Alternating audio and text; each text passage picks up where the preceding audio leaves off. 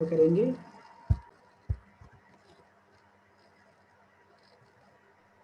यमं वदामि तं वदेथ।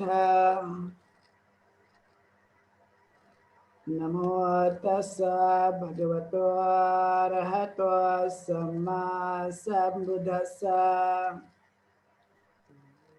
तस्य भगवतो अरहतो सम्मा सम्बुद्धस्य।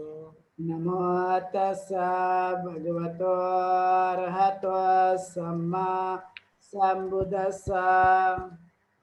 नमो तस्य भगवतो अरहतो सम्मा सम्बुद्धस्य। नमो तस्स भगवतो अरहतो सम्मा सम्बुद्धस्स। नमो तस्य भगवतो अरहतो सम्मा सम्बुद्धस्य। बुद्धं शरणं गच्छामि। बुद्धं शरणं गच्छामि। धम्मं शरणं गच्छामि। धम्मं शरणं गच्छामि। संघं शरणं गच्छामि। संघं शरणं गच्छामि। द्वितीयंपि बुद्धं शरणं गच्छामि। द्वितीयंपि बुद्धं शरणं गच्छामि। द्वितीयंपि धम्मं शरणं गच्छामि। द्वितीयंपि धम्मं शरणं शरणं गच्छामि। द्वितीयंपि संघं शरणं गच्छामि। द्वितीयंपि संघं शरणं गच्छामि। द्वितीयंपि संघं शरणं गच्छामि। द्वितीयंपि संघं शरणं गच्छामि। तृतीयंपि बुद्धं शरणं गच्छामि। तृतीयंपि बुद्धं शरणं गच्छामि। तृतीयंपि धम्मं शरणं गच्छामि। तृतीयं धम्मं शरणं गच्छामि। तृतीयंपि संघं शरणं ले आई को खाले गुजिया गच्छामि। तेरे उसको ने गुजिया नहीं खाई तृतीयंपि संघं शरणं गच्छामि। शरणगमनं नित्युतम् अहं मन्ये पानातिपाता वैरमणि सिक्खापदं समादयामि।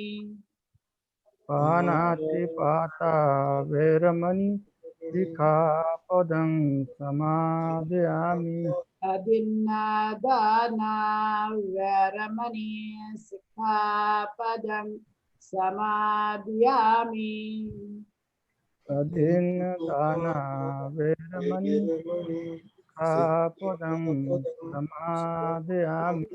कामेषु मिच्छाचारा वैरमणि सिक्खापदं समादयामि। समीक्षाचारा वैरमणि सिक्खापदं समादयामि। मुसावादा वैरमणि सिक्खापदं समादयामि। मुसावादा वैरमणि सिक्खापदं समादयामि। सुरामेरयमज्जपमादठाना वैरमणि सिक्खापदं समादयामि।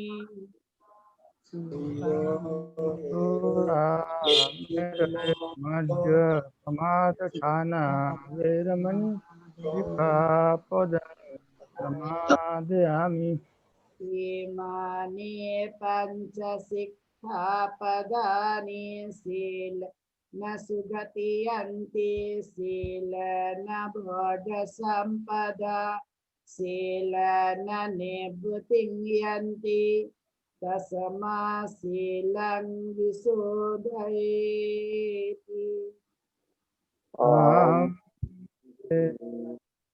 साधु साधु साधु।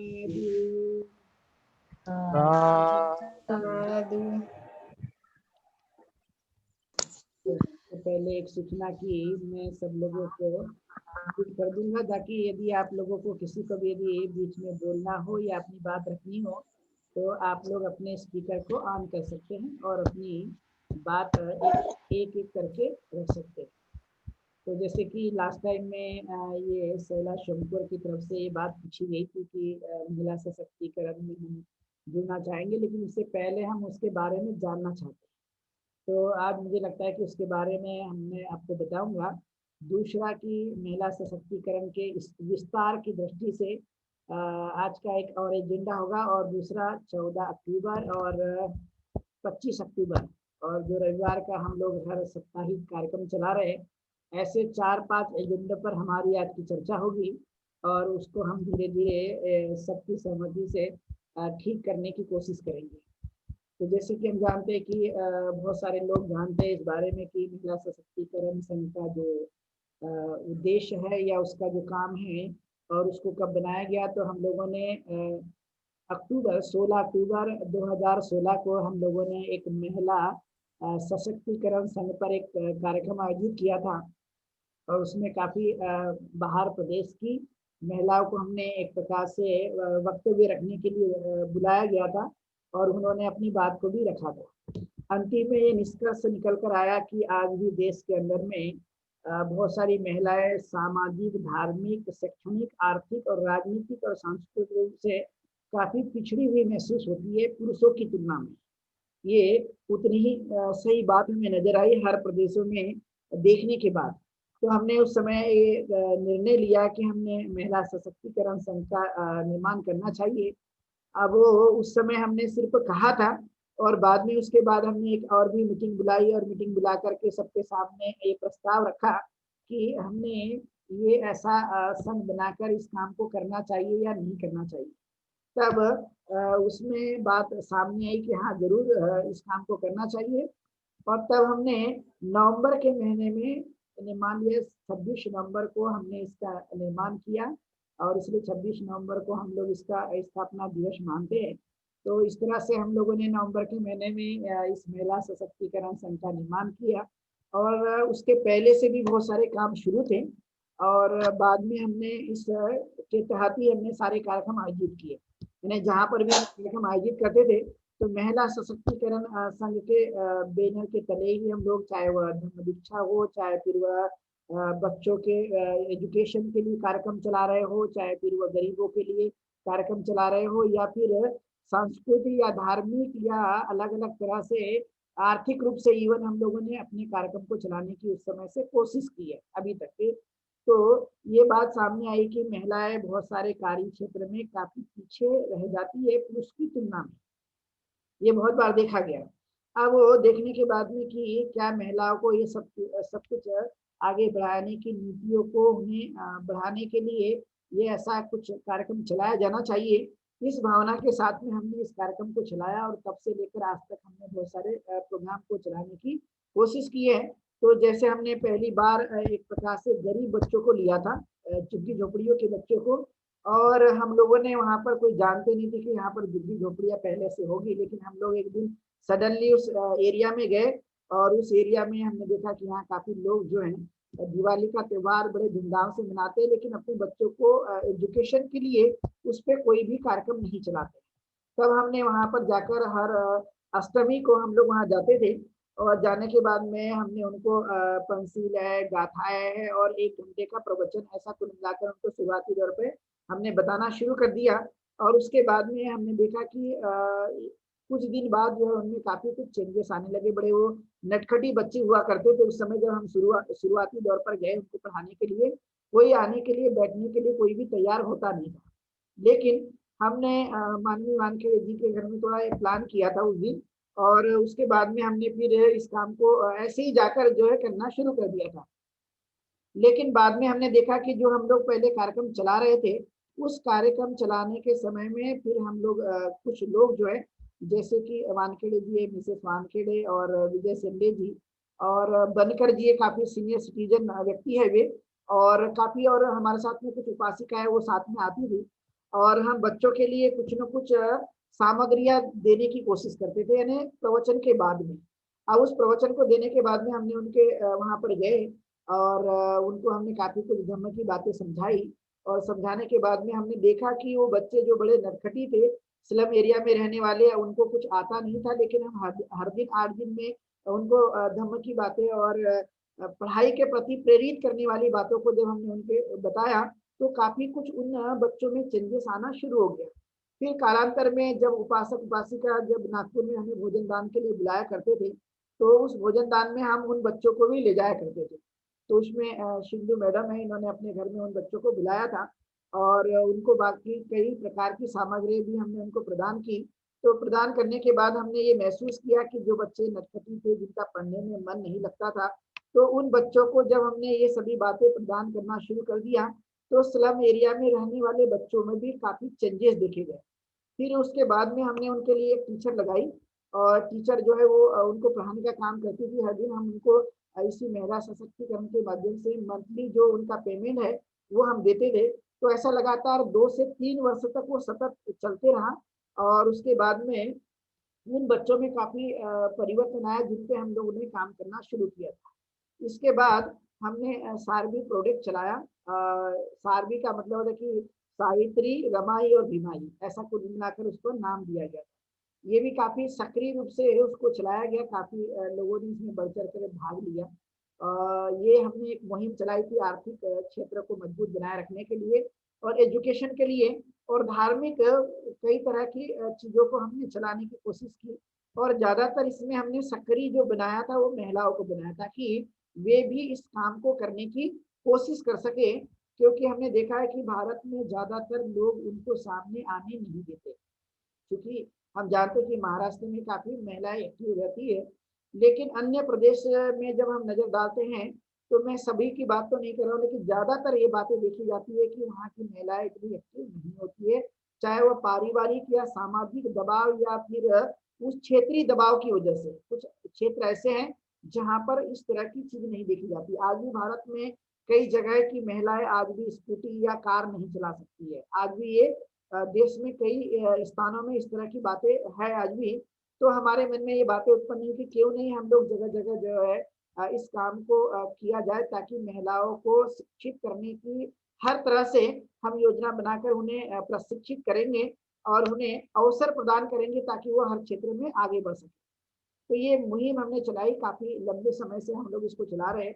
तो हमने देखा कि बहुत जगह जगह हम लोगों ने फिर कार्यक्रम को चलाने की कोशिश की, चाहे फिर वो इंटरनेशनल कॉन्फ्रेंस के माध्यम से हो, या फिर हमने जयंती के माध्यम से हो। जयंती को भी हमने इस तरह से मनाने की कोशिश की कि लोग जो है एक दिन मनाते धूमधाम से और भूल जाते, लेकिन हमने इसको एक मिशन और आंदोलन के रूप में इसको हमने लिया। और हम जिस दिन से जयंती शुरू होती थी, उस दिन से लगातार 1 महीने हम लोगों ने जगह जगह के जाकर विहारों में लोगों को धर्मदेशना के माध्यम से, और जो हमारे साथ उपासक उपासिका जो पहले से जिस काम में लगे हुए हैं, उन लोगों ने जगह जगह जाकर जो है लोगों को समझाने की कोशिश की। तो ऐसे कई मुहिम चलाई। और ये लॉकडाउन के दौरान जो है जो बच्चे पढ़ लिख रहे हैं, तो उनके पास में कई सामग्रियां नहीं है, तो उनको भी सामग्री देने की हमने कोशिश की। और सामाजिक जो कुछ भी पारिवारिक समस्या यदि आ जाती है, तो कई लोगों ने महिला सशक्तिकरण के साथ जो है उन्होंने अपनी वार्तालाप की कि हमारी पारिवारिक समस्या है, इसे कैसे आप दूर करने के लिए हमारी सहायता कर सकते हैं। तो इसके लिए भी काफी हद तक पारिवारिक समस्या को दूर करने के लिए भी हमने काफी कुछ काम करने की कोशिश की। तो ऐसे हमने 2016 से लेकर उसके पहले से तो हमने काम किया ही है, लेकिन महिला सशक्तिकरण संघ के माध्यम से बाद में हम 2016 से हमने इस मुहिम को चलाने की कोशिश की। तो काफी कुछ हमने ये परिवर्तन देखने की कोशिश की है कि ये लोगों के हित के लिए कैसे काम आ सकता है, अलग अलग क्षेत्रों को मजबूत बनाते हुए। और ये लोगों के ज्ञान वर्धन के लिए वो काम करने के लिए सामने आए, क्योंकि अधिकतर आपने देखा होगा कि एक प्रकार से महिलाओं को तो सामने बढ़ाना, लेकिन जो पुरुष होगा वो पुरुष एक प्रकार से बैकबोन की तरह या माइलस्टोन की तरह वो काम करेगा, कि ये सिर्फ महिलाएं महिलाएं काम नहीं करेगी तो पुरुष भी इसके साथ में रहेंगे, लेकिन वे एक प्रकार से बैकबोन की तरह या माइलस्टोन की तरह वो काम करेंगे। और यही भावना के साथ में इस संघ में जो है महिला और पुरुष दोनों ही पाए गए, यानी दोनों को हमने शामिल किया। और शुरुआती दौर से हमने इसको बढ़ाना शुरू किया, तो शुरुआती दौर पे तो काफी दिक्कतें का सामना भी करना पड़ता है, लेकिन फिर भी हमारी अपनी हिम्मत की वजह से इसको हमने जगह जगह जो है इसे बढ़ाने की हमने कोशिश की। और वो कोशिश का परिणाम है कि हम अभी ये नवंबर के महीने में आने वाले समय में 4 से 5 साल हमने इसको पूरा किया है, इस सभी कार्यों को करते हुए। और फिर इसमें जैसे कि रजनी मैडम इस बात को बार बार कह रही थी कि हम लोगों ने जो कि हमारे जो संस्कार है वो संस्कारों के माध्यम से हमारे अपनी खुद की उस योजना को कैसे हम इम्प्लीमेंट कर सकते हैं, उस पर भी काफी कुछ मार्गदर्शन हुआ। और बच्चों के लिए हमने जगह जगह शिविर भी लगाए, जो बच्चों को हमें बचपन से बनाना हो, या बड़े लोगों के लिए भी। तो हमने चाहे महाराष्ट्र हो या छत्तीसगढ़ हो या मध्य प्रदेश के कुछ भागों में हमने शिविर के माध्यम से उन्हें संस्कार बताकर महिलाओं ने और हम सब लोगों ने मिलकर उस काम को करने की कोशिश की है। कई विहारों में भी जा जाकर इस बातों को बताने की कोशिश की गई है। तो समय काल परिस्थिति में जहाँ पर भी अवसर मिलते गया तो वहाँ जाकर जो है इस काम को किया गया। तो हमारे जो संस्कार है वो किस तरह से हमने इम्प्लीमेंट करना चाहिए और कहाँ पर करने की हमने कोशिश करना चाहिए और किन्हें हमें बताना चाहिए, क्योंकि कभी कभी होता है कि सुनने वालों की प्रवृत्ति और जानने वालों की प्रवृत्ति और बताने वालों की प्रवृत्ति, ये सभी चीजों को हमें ध्यान में रखते हुए उस बातों को हमने उस समय करने की कोशिश की। और तब से लेकर ये काम हमारा अभी तक शुरू है। और ये महिलाओं के स्पेशली उत्थान के लिए, जो महिलाएं इस काम को पहले से समझ नहीं पा रही है या करने के लिए हिचकिचाती है, डर उनके मन में बना रहता है और वो सामने आने के लिए काफी डरते रहते हैं। तो ऐसा हमने एक प्लेटफॉर्म तैयार किया और उस प्लेटफॉर्म में इसकी योजना बनाई कि हम इसको आगे बढ़ाने की कोशिश करेंगे। तो ये सिर्फ नाम तो महिला सशक्तिकरण संघ है, लेकिन ये सिर्फ महिलाएं नहीं, तो इसमें पुरुष भी शामिल है, क्योंकि जब तक पुरुष नहीं होगा तो काफी दिक्कत का सामना करना भी पड़ सकता है। जैसे हमने बहुत बार प्रोग्राम लगाया और प्रोग्राम लगाने के बाद कभी कभी होता है कि महिलाएं समय पर नहीं पहुंची, तो उस समय में पुरुष लोगों ने पूरी तरह से पंडाल उनके लिए तैयार करके दिए और कई तरह की उनके लिए सपोर्ट के रूप में उन्होंने काम करने की कोशिश की। और इस तरह से फिर ये हमारा सिलसिला शुरू रहा। तो महापुरुषों की जयंती ही नहीं, तो बहुत सारे कामों को हमने करने की कोशिश की है, लेकिन ज्यादातर लोगों की मानसिकता में बदलाव लाने के लिए, वैचारिक रूप से परिवर्तन के लिए और महिलाओं को हर क्षेत्र में सशक्त बनाए रखने के लिए सिर्फ धार्मिक ही नहीं तो अपितु शैक्षणिक और सामाजिक और सांस्कृतिक और आर्थिक और राजनीतिक रूप से भी बदलाव लाने के लिए हमने ये कोशिश की कि हमने इस तरह से पक्के बनना चाहिए, मजबूत बनने की हमने कोशिश करनी चाहिए। तब हमने सबसे पहले ये काम जो है वो नागपुर से हम लोगों ने शुरू किया था और वो वैशाली नगर से हमने इसको शुरू किया। और फिर इसके बाद में नागपुर के अलग अलग नगर में भी जो है लोग हमसे जुड़ते गए और बाद में कालांतर में हमने इसको कई जगह जगह जैसे कि मध्य प्रदेश में और छत्तीसगढ़ में और कुछ साउथ के भी कुछ भागों में काफी लोग हमसे जुड़ते गए और जगह जगह जैसे यूपी भी है और दिल्ली के भी, इस तरह से हमने विस्तार करने की इसको कोशिश की। और फिर हमने लास्ट ईयर में बोधगया में हम लोगों ने एक इंटरनेशनल कॉन्फ्रेंस आयोजित की थी। और उसके बाद में चूंकि हम दो महत्वपूर्ण प्रोग्राम को करने की कोशिश करते हैं, एक तो जिस महीने में महिला सशक्तिकरण संघ का निर्माण किया गया उस महीने में स्पेशली संविधान दिवस के रूप में जो हम कार्यक्रम चलाते हैं, संविधान दिवस के अवसर पर हम उस प्रोग्राम को रखते हैं सुविधा के अनुसार। और दूसरा होता है जागतिक महिला दिवस, अंतर्राष्ट्रीय महिला दिवस को, तो वो हमने लास्ट ईयर में गुजरात में जूनागढ़ में उसको हमने करने की कोशिश की थी। और जो महिलाएं समाज में डेडिकेट होकर काम करने की कोशिश करती है तो उनके लिए फिर हमने अवार्ड भी दिया था। तो हमने 2-3 बार इसको भी हमने आयोजित किया है कि जो महिलाएं समाज में अपना काम करती है, डेडिकेट होकर अपने समय को देती है, तो ऐसी महिलाओं का सम्मान भी होना जरूरी है।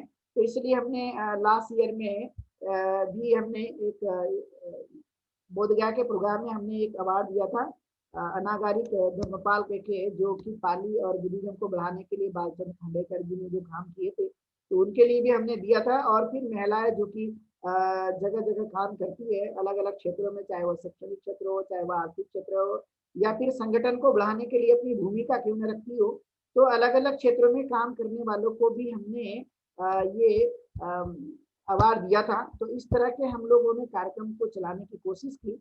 लेकिन हमारा जो फोकस है कि नाम तो महिला सशक्तिकरण है, लेकिन हम बच्चों से लेकर बड़े लोगों तक के जीवन में कैसे बदलाव और सुधार आएगा, इसके लिए भी हम पूरी तरह से प्रयत्न करते हैं। जितना हमसे सबके सहयोग से होने की संभावना पाई जाती है, जितना हम कर सकते हैं उस काम को हम करने की कोशिश करते हैं। और ये है हमारा महिला सशक्तिकरण संघ का काम।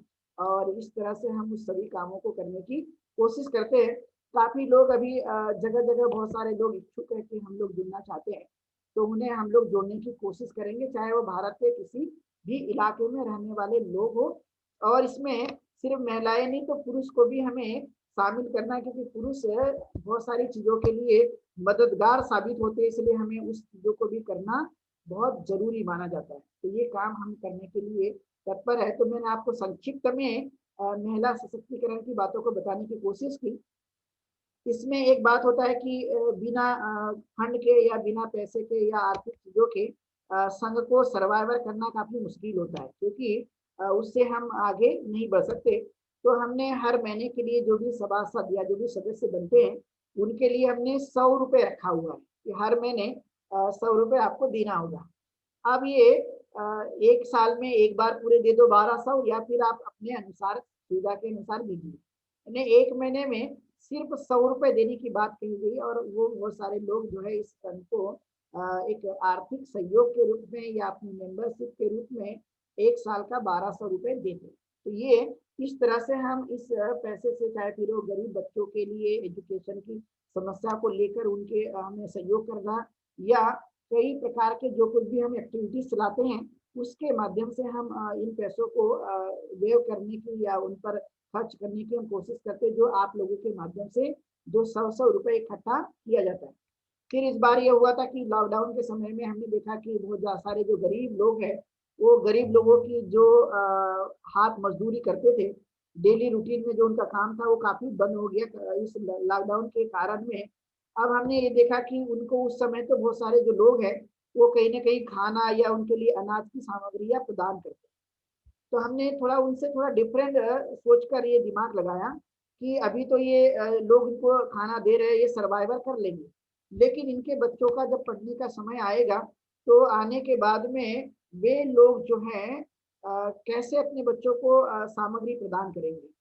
तो ये देखा गया कि हमने ये बात कही अपने सभी कार्यकर्ताओं से कि कम से कम अपनी सुविधा के अनुसार, हमने किसी को फोर्सफुली नहीं कहा कि आपको कितना अमाउंट देना है या कितना पैसा देना है। अपनी स्वेच्छा से आप जितना देना चाहते हैं तो आप दीजिए। इस तरह की बातों को हमने कहने की कोशिश की। तो बहुत सारे जो लोगों ने उस लॉकडाउन के दौरान अपने जो कुछ भी सबने आजीविका के द्वारा या अपने दान भावना के द्वारा बहुत सारे लोगों ने उसको मदद करने की कोशिश की, और हमने उसको काफी जगह हमने इसको चलाया, उनको सामग्री देने की कोशिश की। लेकिन फिर ये देखा गया कि कोरोना का प्रकोप और भी बढ़ते जा रहा है, और फिर गवर्नमेंट में जगह जगह अपने स्टेट के माध्यम से फिर उन्होंने लॉकडाउन के बीच बीच में कोशिश की, और कोरोना के जो केसेस है वो काफी बढ़ गए। तो ऐसे समय में कार्यकर्ताओं का सुझाव आया कि अभी हमने इसको रोकना चाहिए, और रोक कर जो है जब थोड़ा ये कंट्रोल में होगा तब जाकर हम लोगों की फिर से मदद करने की कोशिश करें।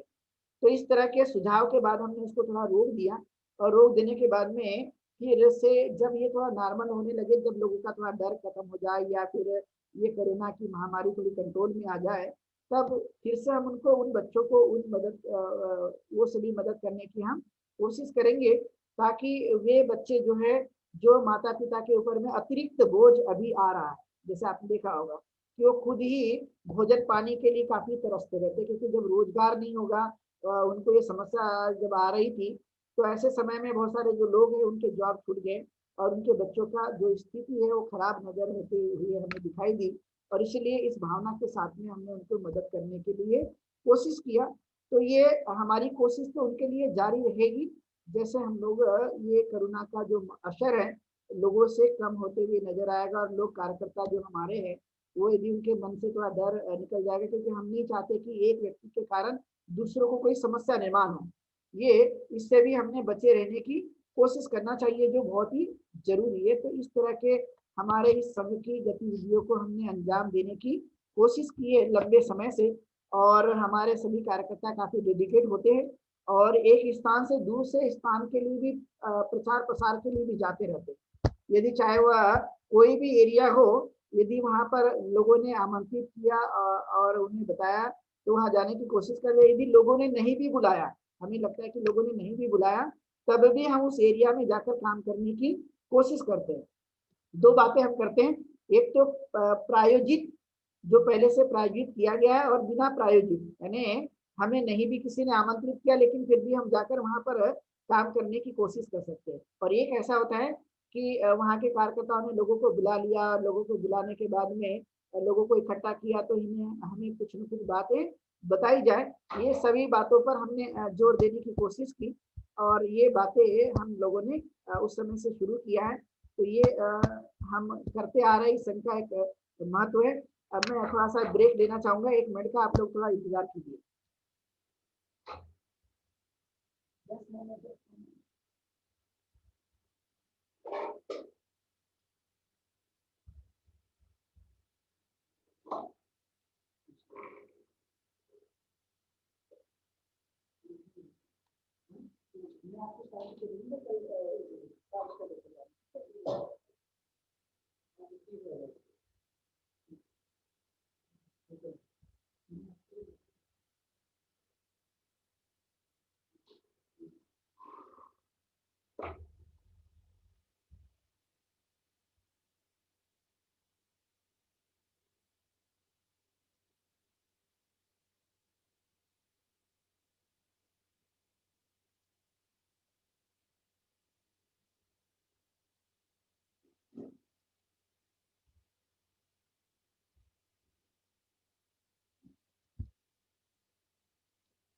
तो इस तरह से हम लोगों ने इसको चलाने की कोशिश की है।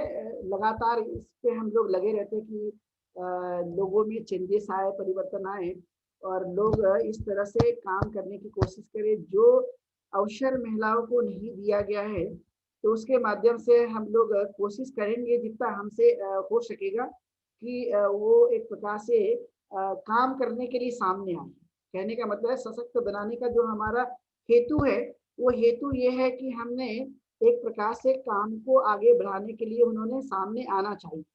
यदि वे आते हैं तो एक प्रकार से देखा जा सकता है कि जगह जगह लोग जो है वो जानते नहीं है, समझते नहीं है, और उनको मदद करने वाले ज्यादा नहीं मिलते। तो ऐसी कंडीशन में उन्हें हम समझाने की कोशिश करेंगे, उनको बदलने की कोशिश करेंगे, और जितनी हमारे द्वारा उनकी सहायता हो सकती है वो भी करने की हम कोशिश करेंगे पूर्णतः, जिससे काफी कुछ परिवर्तन आने की संभावना पाई जा सकती है। और ये महत्वपूर्ण काम जो है वो हमने ज्यादातर महिलाओं को ध्यान में रखते हुए कि पुरुष जो है एक प्रकार से बैकबोन का काम करेगा, लेकिन महिलाएं जो है वो सामने आकर काम करने की कोशिश करेंगे, जिससे एक समाज में परिवर्तन को देखा जा सकता है।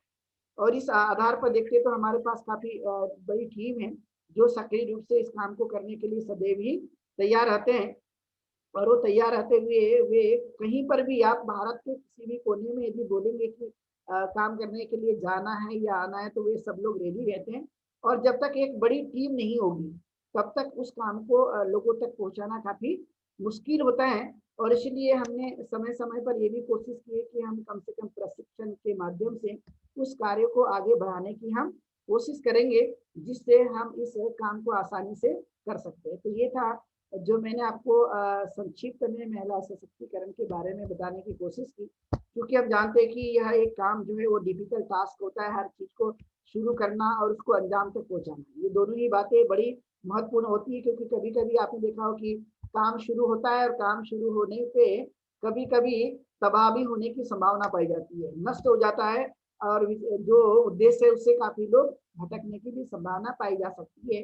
तो इसमें हमारी ये बात है कि हमने जो पौधा लगाया है उस पौधे को पानी सींचकर उसे बड़ा बनाने की हमारी सबकी नैतिक जिम्मेदारी है, कि हम जैसे जैसे इसको सींचेंगे, जैसे जैसे इसको हम आगे बढ़ाने की कोशिश करेंगे, वैसा वैसा ये पौधा जो है वो अपना वृद्धि करने की कोशिश करते रहे। और इसके लिए हम पूरी तरह से डेडिकेट और डिवोटी है कि हमने इस काम को आगे बढ़ाना है, चाहे वो धार्मिक मूवमेंट को लेकर हो, चाहे वो आर्थिक हो, चाहे शैक्षणिक हो, चाहे सांस्कृतिक परिवर्तन लाने के लिए जो भी काम होंगे उसको समय समय पर हम करने की कोशिश करेंगे। तो खासकर संस्कृति की एक ही बातें नहीं है, तो हमारे जो विचार है अलग अलग तरह से लोगों को आगे बढ़ाना, रुचि के आधार पर उस काम को उनके साथ करा के लेने की कोशिश करना। यदि हमने इस तरह के काम को करने की कोशिश की तो आगे जो है एक प्रकार का परिवर्तन हमें दिखाई दे सकता है। इसलिए मैंने ज्यादातर ये विचार किए कि जो महिलाएं हैं वो ज्यादातर रूढ़ी परंपराएं, अंधविश्वास, कर्मकांड और न जाने कितनी कितनी मान्यताओं में वह फंसी हुई है, और यदि उनमें परिवर्तन आता है तो पुरुष को बदलना कोई कठिन काम नहीं है, वो आसानी से बदला जा सकता है। लेकिन बहुत सारे जो प्रदेश है भारत के जहाँ पर महिलाओं को अभी भी पीछे माना जाता है, चाहे वह शिक्षा में यदि आगे बढ़ी होगी तो सांस्कृतिक रूप से या धार्मिक या सामाजिक रूप से पिछड़ी अभी भी है। यदि किसी ने एजुकेशन ले लिया, कोई ऑफिसर बन गए, लेकिन समाज की जो कुछ भी वो परंपरा है पहले की, वो सभी परंपरा को फॉलो करते जाते रहते हैं। इसलिए क्योंकि सामाजिक बंधन जो है उनके जीवन काल में हमें दिखाई देता है, और इसलिए पढ़ लिख कर होने के बावजूद भी वो परिवर्तित होते हुए नजर नहीं आते। तो हमारा जो मकसद है वो ये है कि सामाजिक, धार्मिक, शैक्षणिक और आर्थिक रूप से हमारे अपने जो लोग हैं, इवन राजनीतिक रूप से भी हमारे लोग मजबूत बन सके। और इसमें ज्यादातर महिलाओं को सामने आने की हम लोग कोशिश करेंगे कि वे एक्टिव होकर इस काम को करने के लिए वह कोशिश करे। पुरुष तो साथ में रहेंगे ही, लेकिन महिलाओं को ज्यादातर इस काम को करने की कोशिश करना चाहिए, जो बहुत ही जरूरी माना जाता है। ब्राह्मणों से एक बात हमने सीखनी चाहिए, हम उस विचारधारा को नहीं मानते, लेकिन वो अधिकतर आपने देखा होगा कि हमारे देश में ज्यादातर विचारधारा को उन्होंने बढ़ाने के लिए ज्यादातर साधुओं को उन्होंने निर्माण किया और उसके माध्यम से प्रचार प्रसार करने की कोशिश की, और जब भी कोई बातें आती है तो महिलाओं को सामने कर देते हैं, आपने देखा होगा अक्सर। तो उन पर कोई अटैक नहीं करता, ऐसी उनकी धारणा है, लेकिन वे अपनी विचारधारा के आधार पर आखिरकार उनको जो शुद्र ही मानते हैं, उनको उतना अच्छा मानने की कोशिश नहीं करते। तो हमारी कोशिश है कि हर क्षेत्र में महिलाएं जो है वो आगे बढ़ सके और आगे बढ़कर इस काम को करने की कोशिश करेंगे। इसमें कुल मिलाकर महिला और जो पुरुष है दोनों ही एक दूसरे के एक प्रकार से पूरक है, तो दोनों ही मिलकर काम करेंगे, लेकिन महिलाओं को एक्टिव बनाकर, सक्रिय बनाकर, उनको प्रशिक्षित करके उन्हें काम को आगे बढ़ाने के लिए ज्यादा से ज्यादा प्रेरित करना जो मकसद है, क्योंकि वो ज्यादातर वो सामने आते नहीं है, इसलिए उन्हें सामने लाना और उनको एक प्रकार से उनके द्वारा लोगों के कल्याण के लिए जो योजना होगी वो उनके माध्यम से हम लोगों को तैयार करने की कोशिश करेंगे। बाबा साहब अम्बेडकर की इस बातों से हम लोग काफी प्रभावित हैं कि महिलाओं को यदि महिलाओं का यदि उत्थान होता है तो समाज या परिवार का उत्थान माना जाता है, ये स्वाभाविक बात है और ये हमने ऐसा समझना भी चाहिए। तो इन बातों के आधार पर हम उस काम को करने की कोशिश करेंगे। इसलिए जो भोपाल या बाकी जगह के लोग जुड़े हुए वो सिर्फ जुड़ तो रहे हैं, लेकिन डीप की जो अंदर की जो हमारी बातें थी महिला सशक्तिकरण की, वो उतना जानते नहीं थे। इसलिए जो सवाल लास्ट टाइम में पूछा गया था तो हमें लगा कि आज की मीटिंग के माध्यम से इस बातों को बताई जाए, और बाद में धीरे धीरे और भी आप लोग जान ही सकते कि इसमें किस तरह की एक्टिविटीज को चलाने की कोशिश की जाती है और यह किस तरह से काम करता है। तो ये था हमारा जो मैंने आप लोगों को संक्षिप्त रूप से बताने की कोशिश की, और 2016 से इस काम को हम लोग रन करते आ रहे हैं और बहुत ही डेडिकेट होकर, डीओटी होकर, और हमेशा लोगों के कल्याण के लिए, सुख के लिए ये काम करने के लिए हमेशा तत्पर रहते हैं।